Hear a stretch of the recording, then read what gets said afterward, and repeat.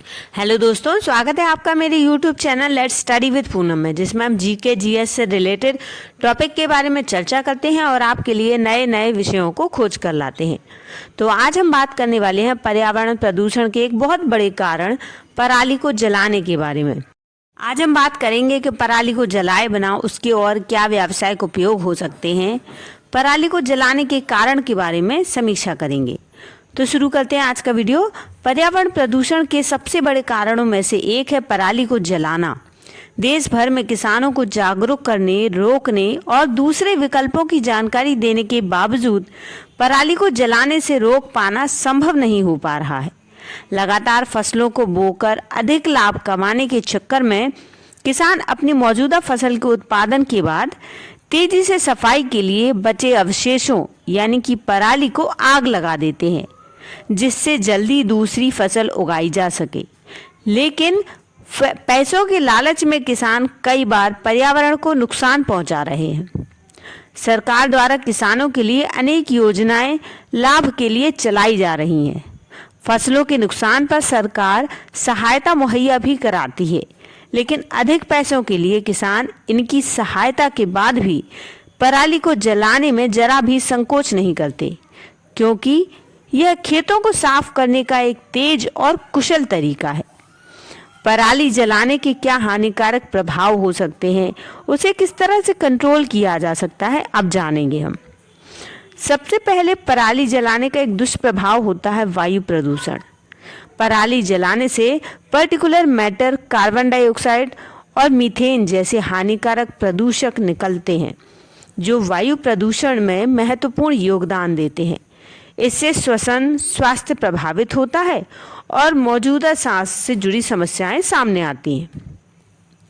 पराली से green house गैसों का उत्सर्जन बढ़ता है। पराली जलाने से कार्बन डाइऑक्साइड और मीथेन जैसी गैसें निकलती हैं, जिससे ग्लोबल वार्मिंग और जलवायु परिवर्तन में तेजी आती है।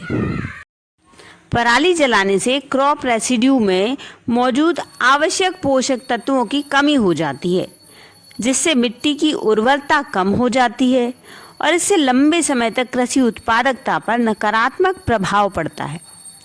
बायोडायवर्सिटी में भी पराली जलाने से बाधा पड़ती है। पराली जलाने से उत्पन्न हुई तेज गर्मी मिट्टी में रुकने वाले या रहने वाले जीवों को नुकसान पहुंचा सकती है, जो पारिस्थितिकी तंत्र को बाधित कर सकती है और बायोडायवर्सिटी में गिरावट ला सकती है।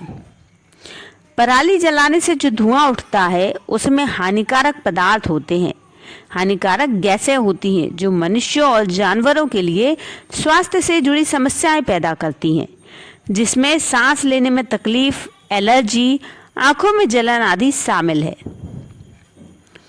किसानों को पराली जलाने के पर्यावरणीय और स्वास्थ्य संबंधी खतरों के बारे में जागरूक करने के लिए शिक्षा और जागरूकता कार्यक्रम आयोजित किए जा सकते हैं।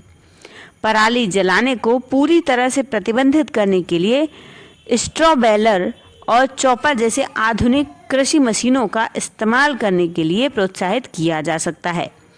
सरकारें और कृषि संगठन किसानों को रेसिड्यू मैनेजमेंट को अपनाने के लिए फाइनेंशियल इंसेंटिव या सब्सिडी प्रदान कर सकती हैं। किसानों को फसलों में विविधता लाने के लिए प्रोत्साहित करें, क्योंकि कुछ फसलें कटाई के बाद कम अवशेष छोड़ती हैं। इससे व्यापक पराली बड़े पैमाने पर कम हो सकती है। रेसिड्यू मैनेजमेंट के लिए नवीन तकनीकों के अनुसंधान और विकास में निवेश करें, जिससे किसानों के लिए टिकाऊ प्रथाओं को अपनाना और आसान और अधिक लागत प्रभावी हो सके। पराली जलाने के अलावा इसके कई और अन्य विकल्प हो सकते हैं, जो हम आगे समझेंगे। पहला है जैव एंजाइम पूसा। पूसा नामक जैव एंजाइम को भारतीय कृषि अनुसंधान संस्थान द्वारा पराली दहन के एक समाधान के रूप में विकसित किया गया है। छिड़काव करते ही यह एंजाइम 20 से 25 दिनों में पराली को विघटित कर खाद में बदलना शुरू कर देता है, जिससे मृदा और भी बेहतर हो जाती है। यह अगले फसल चक्र के लिए जैविक कार्बन और मृदा स्वास्थ्य को बेहतर बनाता है और उर्वरक व्यय को कम करता है। आगे है पैलेटाइजेशन। धान के पुआल को सुखाकर गुटिका या पैलेट में रूपांतरित किया जा सकता है, जिसे फिर कोयले के साथ मिलाकर थर्मल पावर प्लांट या उद्योगों में ईंधन के रूप में इस्तेमाल किया जा सकता है, जिससे कोयले की बचत के साथ साथ कार्बन उत्सर्जन में भी कमी आ सकती है। अगला है हैप्पी सीडर। पराली को जलाने के बजाय हैप्पी सीडर नामक एक ट्रैक्टर माउंटेड मशीन का उपयोग किया जा सकता है, जो धान के डंठलों को काटकर ऊपर उठाती है और खाली भूमि पर गेहूं के बीज रोपती है और फिर इसके ऊपर इन डंठलों को पलवार की तरह बिछा देती है। Chhattisgarh innovative model. यह एक अभिनव प्रयोग है जो छत्तीसगढ़ सरकार द्वारा उपयोग किया गया है, जिसके अंतर्गत गौठान स्थापित किया जाना शामिल है।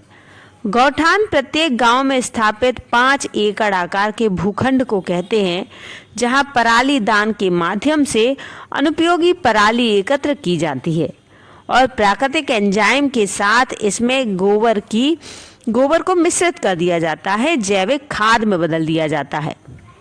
पराली को अन्य कई तरह से भी उपयोग किया जा सकता है, जैसे पशु चारा, कंपोस्ट खाद, ग्रामीण क्षेत्रों में छप्पर निर्माण, पैकिंग सामग्री के लिए या कागज तैयार किए जा सकते हैं। बायोएथेनॉल बनाया जा सकता है।